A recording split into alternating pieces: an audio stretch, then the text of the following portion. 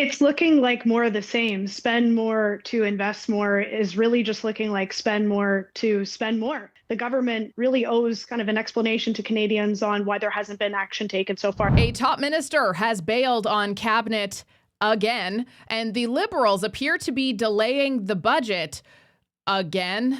1 in 4 Canadians can't afford food right now, and the Liberal government seems to think that you skipping meals is affordability because of all the money you're saving and having to do that, right? But hey, at least inflation is slightly lower, technically, kind of. I'm Jasmine Lane. Subscribe, like, follow, and comment your thoughts down below. Share this video as well. I got one big question for you as we get through all of the information and all of the news today, and that is, who do you believe? Because it seems like Mark Carney is in hiding again after a disastrous first day in Parliament for his new Liberal government. And if he's telling the truth, it makes you wonder why. This is a prime minister who said we'd have the fastest growing economy in the G7. We have the fastest shrinking economy in the G7. He said grocery prices would go down. They're going up faster than ever before. He promised to create jobs. He has the second highest unemployment in the G7. He's really reminding us all of that sign at the bar, free beer tomorrow. But you come back the next day and the beer is still not free and tomorrow never comes. Mr. Speaker, why is it that all of this Prime Minister's promises of yesterday turn into today's disappointments? Carney promised a budget no later than October after being scrutinized, criticized for not delivering one before going on summer vacation, which was crazy given the economic crisis we're in that we haven't seen since the Second World War. You'd think you'd have a budget. You would think we would have a standing of exactly where we are right now. And it is really crazy to witness the Liberal strategy, which is subsidize the symptoms and never, ever fix the cause. You know, all summer, every single Liberal cabinet minister, every single announcement was just another subsidy. Housing, subsidies. EVs, subsidies. Manufacturing, subsidies. Clean tech, subsidies. Every single thing just kept handing out taxpayer dollars like they were party favors, pretending that that is a plan. But the reality here is that you do not crawl your way out of economic pain with subsidies. You cannot subsidize industries with borrowed money and then magically expect them to thrive while still trapped under crushing regulations, a gridlocked market, unpredictable costs, unpredictable carbon costs, delayed permits, and by fact, the world's slowest approval system. You don't help literally anybody by bribing them to survive your bad policies. What you should do is just fix the bad policies. And why won't you do that though? That is the question, and I believe a lot of us know the answer to it. And they call it investing in our future, in our sovereignty. No, you're not. No, you're not actually. You're making headlines, and stupid people will think, look, see, they're really helping with all that money they just gave them. Why do they need the money in the first place? Huh? Why does there need to be government intervention in order to keep these people afloat? You ever thought that far? No? Maybe you should. And have you ever thought about how manipulative it is that every single announcement is just new money, never fewer shackles? You know, the Prime Minister mentioned how much had changed, and it's true. I look around this place, and when I left, there was a Liberal Prime Minister who was making excuses about breaking promises, running massive deficits, costs, crime, chaos were all out of control. And whereas today, we have a Liberal Prime Minister breaking promises, making excuses, running massive deficits with costs, crime, and chaos out of control. Mr. Speaker, when will the Prime Minister match the grand promises with the real change Canadians need? Mr. Speaker, I understand the Minister, or the Minister, promotion. Come on over. I understand the Leader of the Opposition was busy. He missed the largest tax cut for 22 million Canadians. He missed the cut on the GST for new homes. He missed eliminating all federal barriers to trade. He missed. I hope I'll have another opportunity to finish a very long list of what the Leader of Opposition. It is really something to just witness. The Prime Minister of the nation, who doesn't view Canadians, the average Canadian citizen, as capable or resilient, but as helpless dependents who should be so grateful for crumbs. The government doesn't respect Canadians. No, they pity us. And that's exactly what gives them the audacity to brag about saving you anywhere from $500 to maybe $700 on your tax return after you gave roughly 40% plus of your tax dollars over to them, money that could help you in these hard times. But nope, they want it instead so they can keep subsidizing everybody to be dependent on them. They want you to think that they're heroes for stealing $13 billion of your hard-earned money so that they can build 4,000 government-owned homes on government land that you will never have the rights to, that they will control, which, by the way, $13 billion for 4,000 homes is roughly $3.25 million per home. Ooh, I don't think it costs that much to build a shipping container, do you? So I guess we'll see how all of that unfolds. Everything about this, though, it just proves that they don't think that you deserve opportunity. They think that you deserve allowance and that you should be cheering them on and so grateful to your mighty saviors for giving it to you. It's condescending, it's insulting, and it just, again, shows that they have zero desire to empower Canadians. They just want to pacify them. And why is that? Well, pacified people don't ask questions. That's why. Also breaking this hour, a new report from Food Banks Canada that food insecurity in this country continues to rise. But some help and some relief in the way of new government programs. The report gives Canada a failing grade on food insecurity. 25.5% of households are struggling to afford food, and that is up from 18.4% in 2023. Canada got a failing grade for unemployment. The report says it has risen 34% since 2023, which is affecting young people the most. Now, the charity is giving the country a C overall when it comes to legislative progress. The CEO says national dental and school food programs hold promise in helping Canadians, but there still needs to be more done. And that includes committing to reducing food insecurity by 50% by 2030 and reviewing and modernizing supports for low-income workers. Oh, yes, more government programs, because the last bout of socialism has just proven to be so very successful. Actually, this is just breaking from Dan Mazier, who is actually an MP in my province. He writes, the Liberals sold Canadians a false bill of goods through the Canadian Dental Care Plan. Shocker. Newly obtained data reveals that 71% of pre-authorization claim requests, which is about over 650,000, are being denied. The Liberals pitched their dental care plan as being cost-free and just like private insurance. They lied. Why on earth would something that's government funded be like anything that's private? This news comes as employers are contemplating canceling existing dental benefits for their workers. Because why would we pay into it when these guys can just get it from the government? It's weird how socialism seems to just fail all around every single time. You know, the funny thing is we all agree that Canada has everything you need for affordable homes. In fact, housing should be dirt cheap because we have the most dirt to build on. We have the builders, we have the trades, we have the companies, they have the money. They'd love to get building. What's standing in the way is bureaucracy. And so Mark Carney's solution is to add another bureaucracy that will only slow things down. It took him 6 months to set up a new office, an office that has not built a single new home. Repeat after me, okay? Government doesn't get involved out of compassion. They don't care about you. They care about their family and friends like most of us do.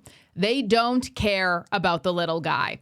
The government gets involved to create dependency. Why? Because dependency wins votes. And we have seen that over the course of the last few elections here. And there really is this pattern that so many Canadians, like, you need to brush up on your facts and knowledge of this so you can start debating people and debunking the myth every single time somebody tries to come at you with it, because the truth is the truth, full stop, okay? Because for decades, the Liberals have framed government expansion as though it is compassionate. It's the right thing to do. What about the little guy, right? But every single sector that they touch eventually collapses. And during the process that the government gets involved, it pushes the private sector out. It makes Canada even less competitive, as though that is even possible at this stage in the game. And none of that is an accident. It creates an unbelievably volatile market for anybody to do anything in the country. And we are living the ripple effect of that, one of which many people have been trying to warn about for years, but kept getting shut up. Oh, you're just so mean and heartless. You want to hurt my grandma. No, I don't actually. I want your grandma to live a great freaking life that she can afford, where she doesn't have to bend the knee to the government in order to survive.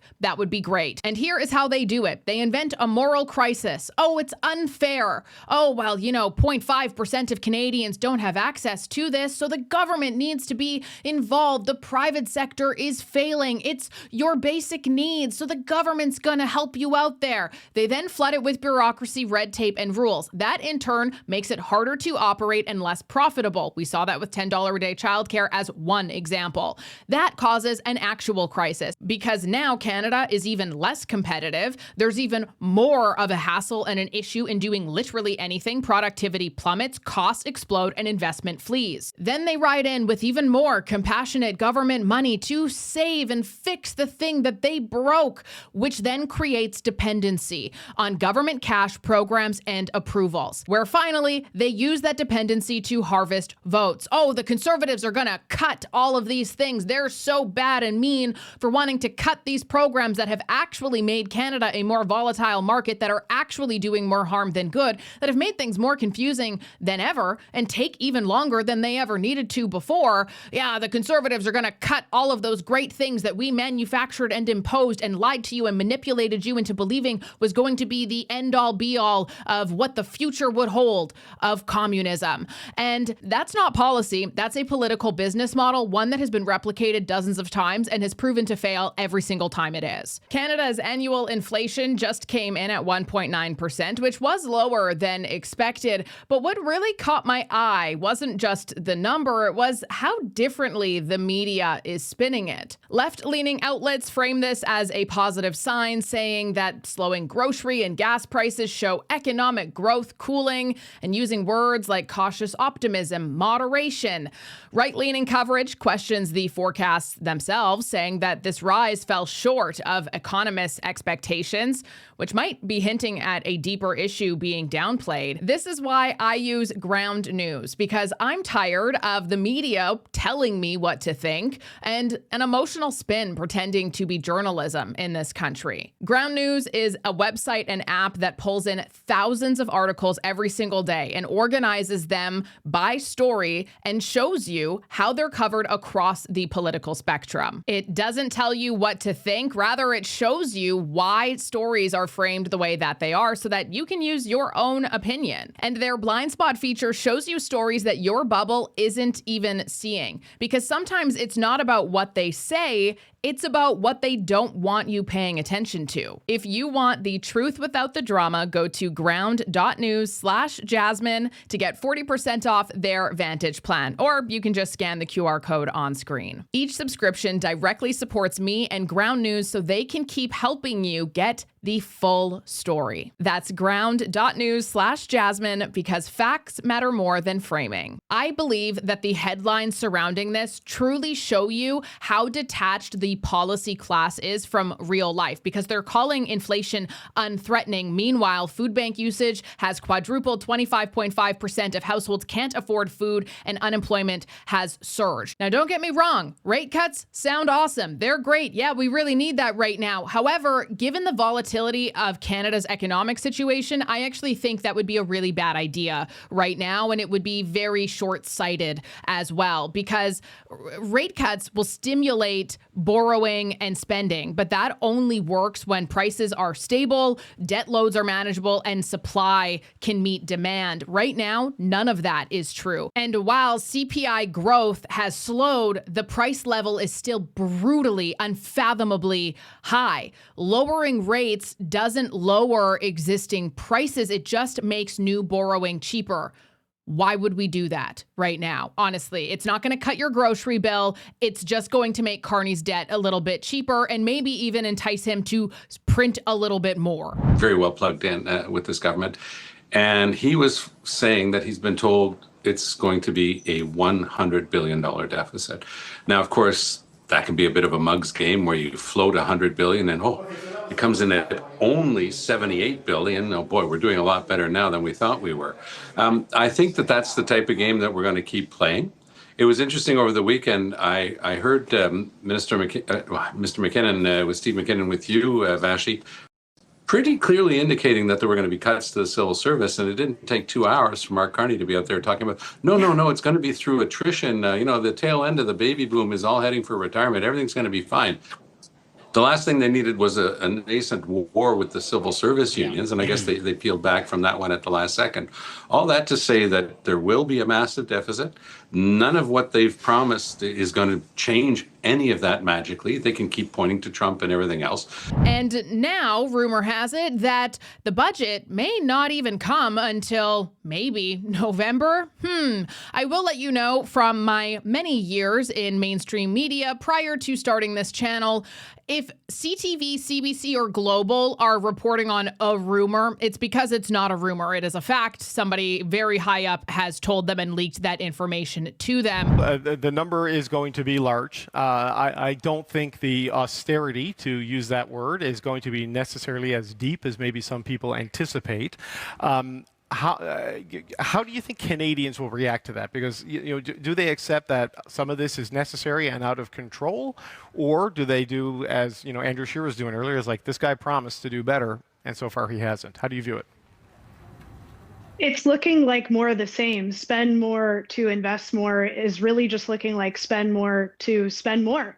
And when you think about where those major expenditures are, it's in policy areas and on matters that the government really owes kind of an explanation to Canadians on why there hasn't been action taken so far. The sector support strategy, for one, it's all predicated on an ongoing tariff dispute with the United States. That seems to be entirely off the government's radar for the time being. We don't have a status update on what we're tracking towards achieving an agreement. But again, the basis for that spending is on a continued tariff dispute with the U.S. We're still in the dark about that. Home building, the announcement from yesterday, that is going to create a 0.1% of what CMHC says we need in terms of housing, the 4,000 units that the government has committed to. That is going to not even come close to that macro level target. And on defense spending, we are playing catch up massively to what other nations have done. And it's not just the last government, it's been successive governments, and I want to acknowledge that. But for Canadians who are going to see that deficit number likely in the tens of billions of dollars, how does that actually improve their day-to-day affordability, their day-to-day cost of living challenges? Those three things in particular really will not pass the test, in my view, of what Canadians are expecting this government to do in a moment of crisis, which again was a crisis moment defined by the Prime Minister. He was the one who intimated urgent action.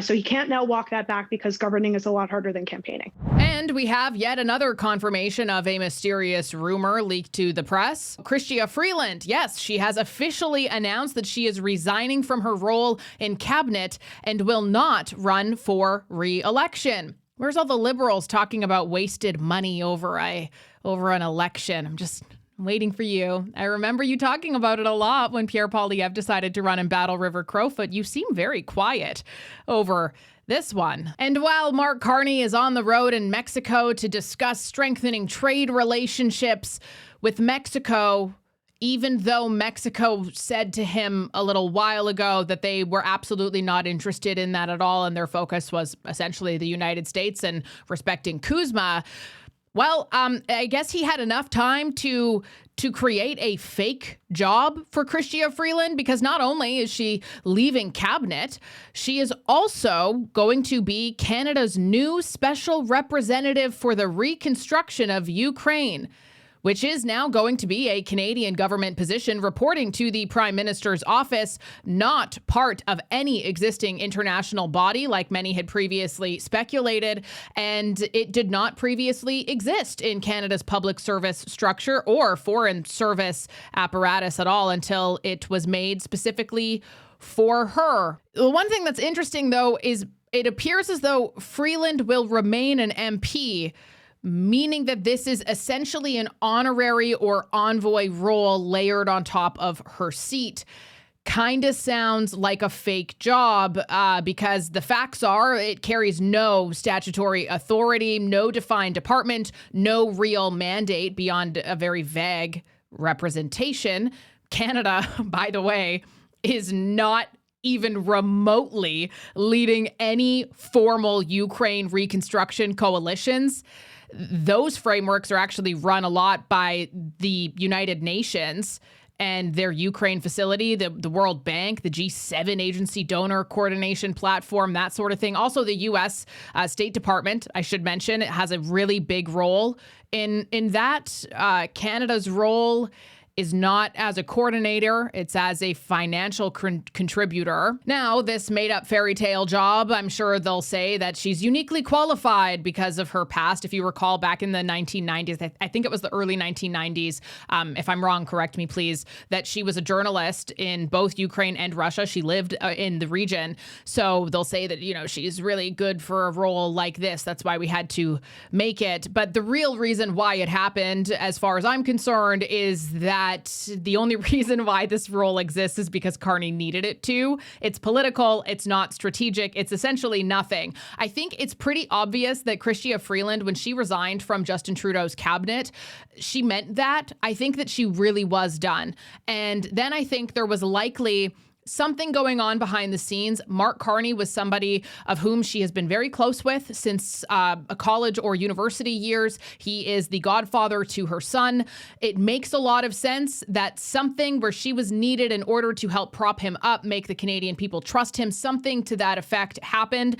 But I do believe that she was done when she handed in that first resignation. And so this way, Mark Carney is able to get rid of her without actually admitting any failure. If you remember, he did award her the role of the Minister of Transport and Internal Trade, where she accomplished absolutely nothing. So they invented some ceremonial envoy job to exile her quietly. And with that, I am Jasmine Lane. Thank you so much for watching. Be sure to subscribe, follow on other social media platforms as well. Like this video, comment your thoughts down below, and share it so more Canadians can have their eyes opened up to what's actually going on in this country. And I'll talk to you tomorrow.